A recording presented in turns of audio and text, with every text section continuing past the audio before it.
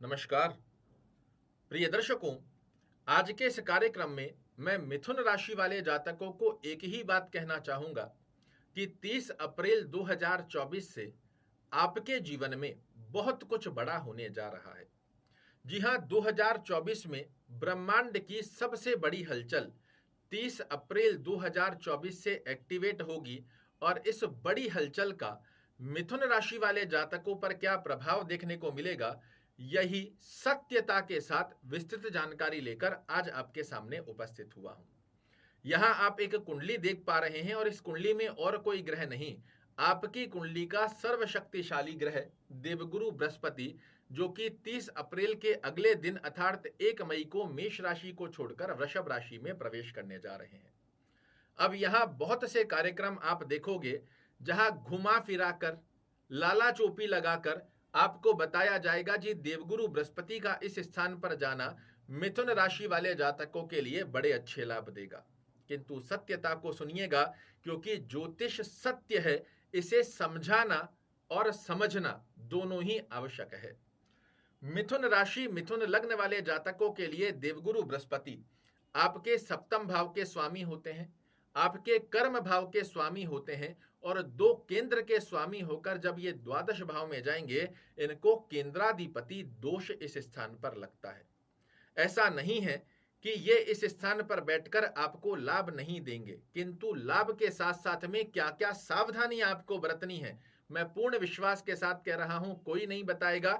जब 6-8 महीने बीत जाएंगे उसके पश्चात आपको कहानी सुनाएंगे कि इस स्थान पर देवगुरु बृहस्पति बैठे हैं, इस वजह से आपके साथ ये प्रॉब्लम हो रही है। समय आने से पहले यदि आप उस स्थिति को समझ लेते हैं तो बहुत अच्छे से अवस्थाओं को अपने अनुकूल बना सकते हैं। इस स्थान पर देवगुरु बृहस्पति बैठकर ये एक नई गतिविधियों को एक्टिवेट करने का स्थान है।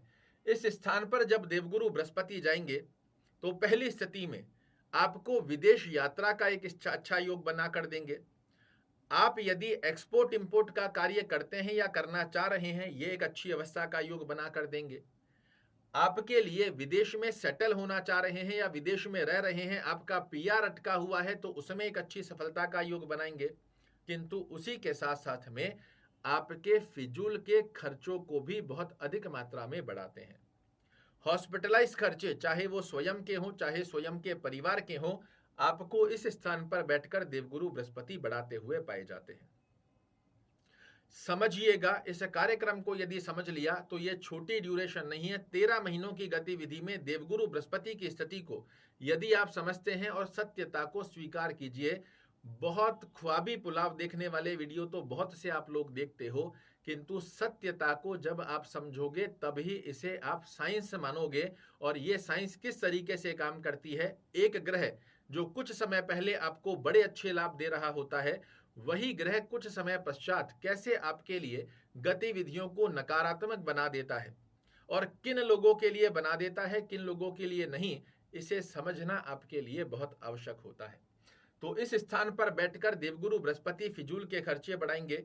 अब यहां समझने की क्या बात है, तो पहली अवस्था में आपके लिए क्या संकेत आ रहा है कि यदि आप बाहर से संबंधित कोई भी कार्य करते हैं तो बड़ा अच्छा है, किंतु आने वाले 13 महीनों में फिजूल के खर्चों से आपको बचकर रहना होगा, अन्यथा ये आपके बैंक बैलेंस को लगातार हिलाते रहेंगे।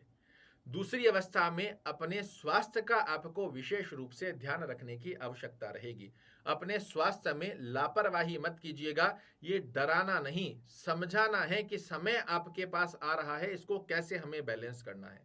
कोई छोटी मोटी गतिविधि रहती है, आप कंसल्ट करो, डॉक्टर से मिलो, दवाई दे रहे हैं उसको फॉलो करो। पिछले समय से दवाई चल रही है तो इसमें लापरवाही मत करो। इन छोटी छोटी गतिविधियों को बैलेंस कर कर आप आने वाले 13 महीनों को बहुत अच्छे से मैनेज कर सकते हो, क्योंकि ये हैं आपकी कुंडली के कारक ग्रह। अब यहां समझिए कि फिजूल के खर्चे आपके बढ़कर आएंगे। देवगुरु बृहस्पति की पंचम दृष्टि कहां जा रही है, 1 2 3 4 5, पांचवी दृष्टि जा रही है आपके चतुर्थ भाव पर। चतुर्थ भाव क्या है, तो ये सुखों का स्थान है, ये माता का स्थान है, ये जनता का स्थान है, ये आपके हृदय का स्थान है। इस स्थिति के आधार पर जब ये दृष्टि डाल रहे हैं और फिजूल के खर्चे भी बढ़ा रहे हैं और आपकी कुंडली के दो कारक ग्रह हैं, अगर आप पिछले लंबे समय से प्लान कर रहे हो कि मुझे घर खरीदना है, मुझे गाड़ी खरीदनी है, मुझे किसी अन्यत्र प्रकार के अपने जीवन में भौतिक सुखों को अर्जित करना है, तो सबसे बेस्ट टाइम ये रहेगा, क्योंकि खर्चे तो इनको करवाने हैं। आपके पास जो सेविंग है ये कब खत्म कर देंगे पता ही नहीं पड़ेगा। तो इससे बेस्ट है कि आप अपने भौतिक सुखों को अर्जित करने वाले खर्चे करना प्रारंभ कर सकते हैं। कोई घर खरीदना है, खरीद लीजिए। गाड़ी खरीदनी है, खरीद लीजिए।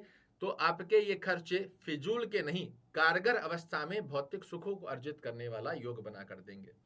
इस स्थिति के ऊपर दृष्टि देकर माता के स्वास्थ्य को ध्यान में रखना आपके लिए आवश्यक रहेगा, अन्यथा कहीं ना कहीं माता के स्वास्थ्य को यह अवस्था प्रदान करेगी। मैं सत्यता से आपको अवगत करा रहा हूं, डरा नहीं रहा। जो सत्य अवस्था आपको देखने को मिलेगी वही जानना आपके लिए जरूरी है। तो माता के स्वास्थ्य का ध्यान रखना थोड़ा सा आवश्यक है। माता से अंडरस्टैंडिंग रिलेटेड इशू देखने को मिल सकते हैं, उसका ध्यान रखना आवश्यक है। पेरेंटल प्रॉपर्टी से रिलेटेड भाई बंधुओं में किसी प्रकार का मनमुटाव देखने को मिल सकता है, तो इसमें भी चीजों को उलझाना नहीं, बैलेंस करने का प्रयास कीजिएगा। सप्तम दृष्टि से ये आपके षष्टम भाव को देखेंगे, और षष्टम भाव क्या है, तो ये आपके जॉब का स्थान है, ये कर्ज लोन का स्थान है, ये आपके ऋण का स्थान होता है, ये आपके लिए कोर्ट कचहरी मुकदमे का स्थान होता है, ये आपके लिए कंपटीशन का स्थान भी होता है। आने वाले 13 महीनों की गतिविधि में अनायास अपने कर्म क्षेत्र पर आपको किसी से भी उलझना नहीं है। अपने बॉस, अपने कलीग, इनसे अच्छे संबंध बनाकर रखने की आवश्यकता आपको रहेगी। प्रयास कीजिएगा यदि लोन लेने की, किसी से कर्ज लेने की आवश्यकता ना पड़े, और छोटी मोटी आवश्यकता है और उसे यदि आप टाल सकते हैं तो जरूर से टालिएगा। हाँ, एक बात का और ध्यान रखिएगा, इन आने वाले 13 महीनों में 1 मई से 13 महीनों की गतिविधि में किसी की गवाही देना, अर्थात आप किसी को पैसे दिलवा रहे हो अपनी गवाही पर, किसी की जिम्मेदारी की स्थिति का योग बना रहे हो अपनी गवाही पर, इससे दूर रहिएगा, अन्यथा आपको धन हानि, मान हानि, सम्मान हानि का योग प्रबल अवस्था में बन जाएगा। इस समय में आपके जीवन में नए लोग आएंगे और पुराने कुछ लोग जीवन से चले जाएंगे। पुराने जो जाएंगे इन्हें जाने दीजिएगा, नए लोगों का प्रवेश बड़ा सोच समझकर अपने जीवन में प्रवेश करवाइएगा। आपके ही कर्म क्षेत्र पे छोटे छोटे गुप्त शत्रु जो आपकी लैग पुलिंग करते हुए पाए जाएं, इन्हें भी आपको देखने को मिलेगा, किंतु इनसे भी आपको बैलेंसिंग बनाकर रखने की आवश्यकता रहेगी। नवम दृष्टि से आपके अष्टम भाव को देखेंगे, और इस स्थिति के आधार पर छोटे छोटे कार्यों में रुकावटें आएंगी, किंतु ये ज्ञान कारक ग्रह, और मैंने बताया आपकी कुंडली का अति योग कारक ग्रह है, और इस स्थिति के आधार पर छोटे छोटे ऑब्स्टेकल आते हैं, इनसे डिमोटिवेट मत होइएगा, अपने कार्य को सजगता के साथ बनाए रखिएगा। ये आपके कर्मेश हैं और आपके सप्तमेश हैं, आपके ज्ञान चक्षु खोलते हुए उन कार्यों में डिले जरूर करेंगे, किंतु आपको असफल नहीं बनाते, सफलता का योग आपको बना कर देंगे।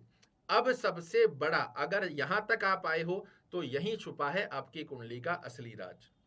सबसे बड़ी गतिविधि का योग, अगर आपकी कुंडली में देवगुरु बृहस्पति 6वें घर में, 8वें घर में, 12वें घर में, और जहां नंबर 5 लिखा है तीसरे घर में, फिर से समझिए, लग्न से तीसरे घर में, लग्न से 6वें घर में, 8वें घर में या 12वें घर में देवगुरु बृहस्पति नहीं बने हुए हैं, तो जितने भी प्रयोजन मैंने बताए हैं इनका परसेंटेज 0 to 5% रहेगा।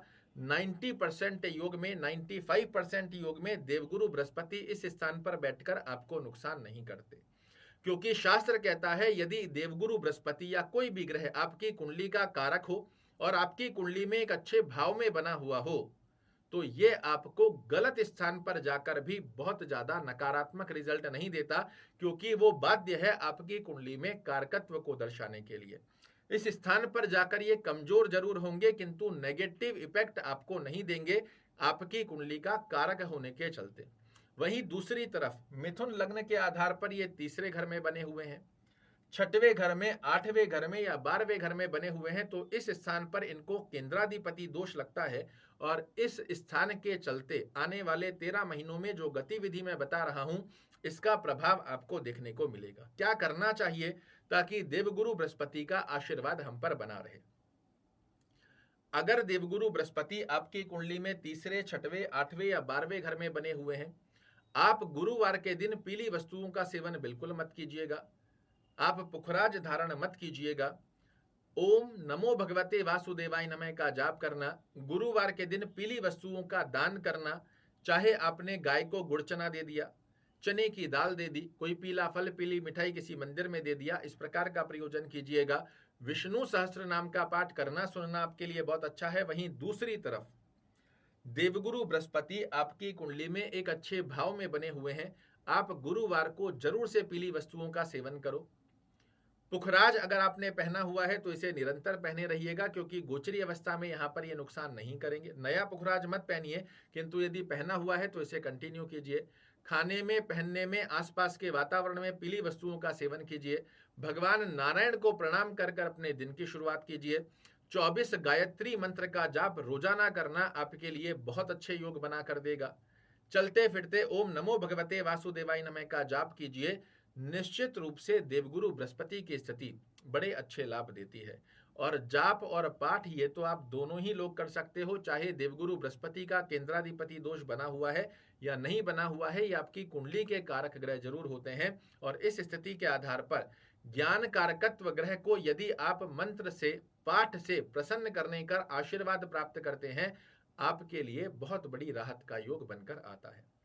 आशा करता हूं मेरे द्वारा दी गई ये जानकारी आपको पसंद आएगी। कल फिर से एक नई जानकारी लेकर आपके सामने उपस्थित होऊंगा। तब तक के लिए नमस्कार।